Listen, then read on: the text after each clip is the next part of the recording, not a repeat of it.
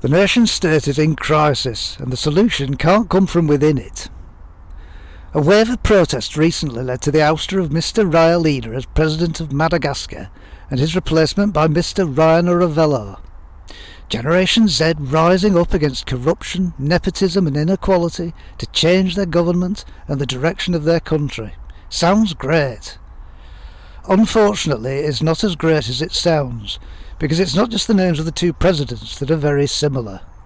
Ryan Ravello was brought to power in a coup by a military unit called CAPSAT, just like Rajoelina was in 2009 by the same unit, CAPSAT. Ryan Ravello has promised to listen to the protesters, firm up democracy and end the corruption, just like Rajoelina did back in 2009. Madagascar has been suspended by the African Union, just like it was in 2009 when Rajoelina came to power.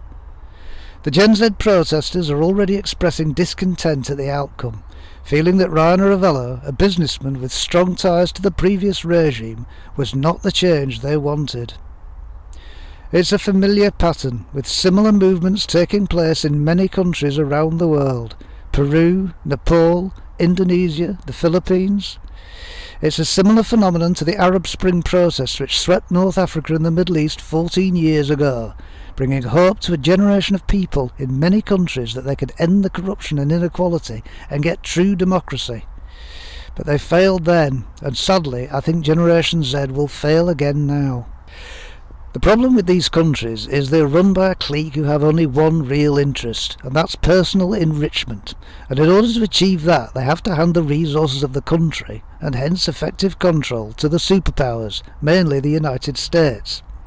Today in Egypt, President El-Sisi, who came to power as a consequence of the Arab Spring protests, is pursuing much the same pro-American policies as his predecessor Mubarak, the guy they overthrew. The reason El-Sisi has been so silent about the war going on next door in Gaza is because he is too dependent on US aid to do anything else. The protests will grow and spread around the world, I think, because the world order set up by the superpowers of the 1940s still dances to their tune. A world of nominally independent sovereign states, still bound by economic imperialism to the superpowers of today. No new heads will change a thing when they sit atop such a rotting corpse. Mankind needs to break the cycle of aid dependency and inequality, but won't even begin to do this until it rejects the current world order of nation-states, dysfunctional for all except the superpowers and the corrupt elites who work to keep it in place.